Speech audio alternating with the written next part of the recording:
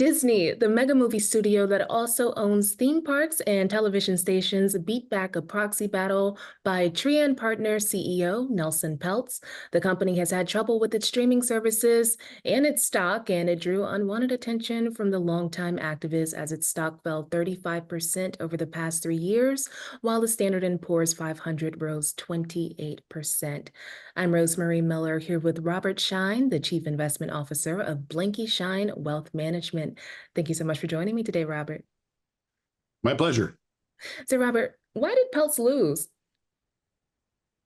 Well, if you look at it, 2/3 of the shares that are held institutionally for Disney shares outstanding, and 1/3 in the hands of the retail investor. This was the most expensive proxy fight in recent history, if not all time, by some reports. So yeah, it was very contested, but let's just look at it from a realistic point of view. If you take BlackRock, if you take State Street, as well as Vanguard, I think Disney's like in the red zone when it comes to the number of shares and voting their way versus Nelson Peltz's way. So they're pretty close to the goal line just out of the gate. It was really tough. And, it was a tough fight by Nelson Peltz. But hey, listen, Nelson Peltz has a voice, and he's in the voice on the side of not only the Disney shareholder, but we believe on the voice of the Disney sort of consumer. And, it wouldn't have been so close or contested, if you will, if it wasn't resonating with the total population of Disney's base. So that's why we're seeing it in the headlines. And Bob Iger had a victory today, as well as the Disney board. But I don't think Nelson Peltz particularly lost. I mean, he's up, he's activated the shareholder value, he's drawn attention to what really a lot of people, it's on their minds. How do you have this multi-billion-dollar franchise and this volume of just the best storytelling of all time? That's all you have to do is storytell. Disney has no competition. Let me say that again. Inside Walt Disney, there is no competition relative to anybody else out there. So they just have to get back to storytelling. Bob Iger says traditional storytelling is coming back, along with restructuring.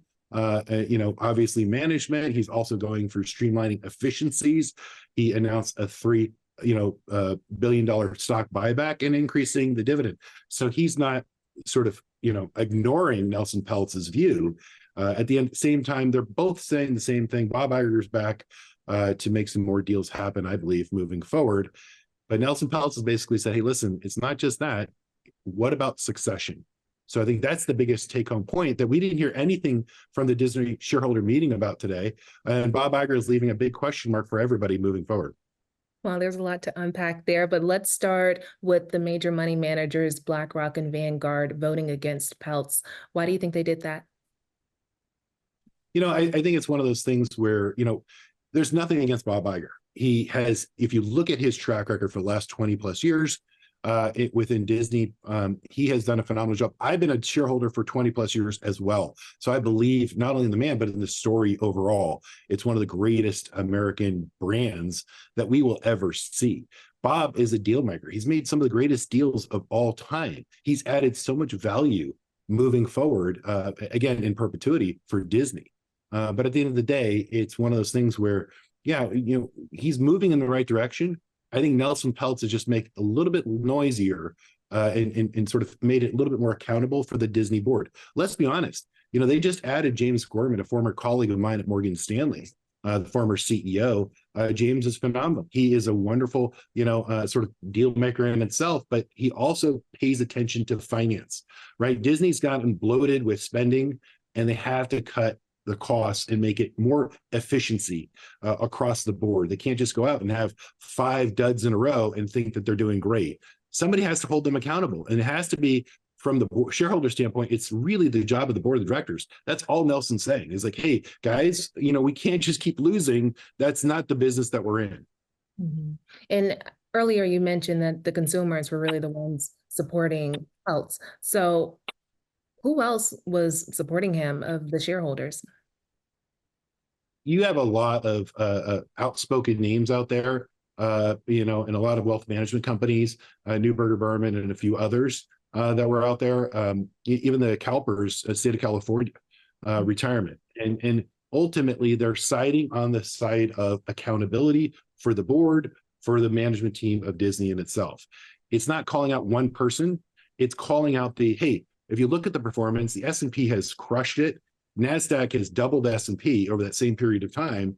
What have you done? And post-COVID, by the way, travel and leisure has been killing it. Look at Carnival and everything else, or even try to buy an airline ticket, right? Disney's charging. It's not like they're not charging. When you go to Disneyland or Disney World, they're getting their $10 churro. But at the end of the day, like, can they make it profitable? Again, it comes down to sort of what are they doing with ESPN? What are they doing with streaming? What are they doing with other companies that are their competition, right? In their other lanes, are actually executing and winning and are profitable. That's the whole conversation here. What are they doing with streaming? I mean, they have some pretty big people they're up against. Netflix. Yeah, I think at the end of the day, they wanted to see how they could ultimately, capture this streaming content. They lost, 4 million streamers, but they, today they announced they can get 7.5 million back by the year end and turn profitable by year end with regards to sort of their streaming strategy. I don't know. I mean, that remains to be seen. Bob Iger and the board of directors got called to the principal's office. And they got sat down and they basically say, hey, listen, you guys have to be on the right track because, pulling B's and C's or C's and D's is not going to cut it. We want you on a honor roll. And so, they have the opportunity. Again, who else has Disney streaming? Nobody. So they have to figure out something. We have 4 children. Now they're teenagers and in college. But I will tell you, if we went on a road trip without a DVD in our minivan, when it wasn't a Disney DVD, we're turning around, we're getting that DVD before we go on our 2-hour road trip. That's just parents 101 in the world of America with, Disney. So if you can't figure that one out, and when it's easier today, I don't know what to tell them, but they have to do something. And that's what this call is, this wake up call. I like how you said Bob Iger, they went to the principal's office, but I will say C's get degrees, okay? C's get degrees. Yeah, I was a C student, so. Oh, I'm not saying I was a C student. I'm just saying I know they get degrees. Yeah, they do. They do. Well, so what do you think about Disney's current revival plan? I mean, would it make any better changes since this proxy battle? I think it just puts everything, at the end of the day, you can't manage what you can't measure, and what you're not focusing on, truly focusing on, you're really not going to move the dial. So I think what Nelson Peltz clearly has said, and others, Peltz, not just Nelson Peltz, has said out loud what people are thinking, even a Disney shareholder. I'm thinking, like, literally, how do you screw this up? How do you not have the ability to win when you have zero competition out there? I don't even know. I think it's almost, you're not doing it on purpose, right? We know you're not doing it on purpose, but you have to be able to win because you have no competition. At the end of the day, it's a big wake call. It's wonderful as a shareholder because I actually believe from, everyone's focused in the right direction for the right reasons.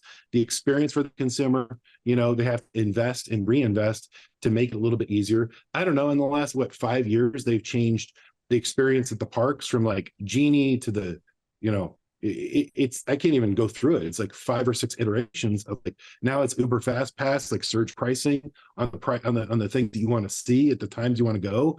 It's like, listen, I just want to go and have the ability to not have to pay a mortgage payment, but take my family and have a wonderful experience in one of the Disney Land or Disney World. And I think they lost track of that. And then, oh, by the way, if I spend $30 to $50 to take my family to a movie, I want to feel good at the end of the day. Okay. I want to walk out of there saying, yeah, hey kids, when I grew up and I showed you, my parents took me to a Disney movie, this is what we had. Look at the collection of what we had. Moving forward, it's like there's zero desire to go to the movie theater right now for Disney. You're right. Well, Robert, is there anything else on your radar regarding Disney that you believe should be on ours? No, I think the take-home point and overarching is it's accountability for all the stakeholders. And that's all this message is today. And, everyone's moving in the right direction for the right reasons, but Disney has zero competition. They just have to focus on great storytelling as well as the experience of the consumer and put themselves back in the shoes of the consumer. Stop getting, Nelson Peltz, by the way, in January, no fast pass, no special treatment, took his family to Disney World, and he took it as a normal consumer. He also said, oh, by the way, I don't think any of the board members have actually been in Disney World. And if they have, they probably went through the fast pass with the, person taking them, first class treatment. Go do what Nelson Peltz did to every board member. Go deal in a 2-hour line and understand that you're paying $20 for a churro. Like, literally put yourself in the shoes of the consumer. And then once you reverse engineer that, again, accountability, you could really kill it and crush it. I believe they will. But I think, get out of the board and, put on your tennis shoes and go have some fun at the happiest place on earth. Robert, this has been amazing. Thank you so much for joining me today. Thank you. Appreciate it.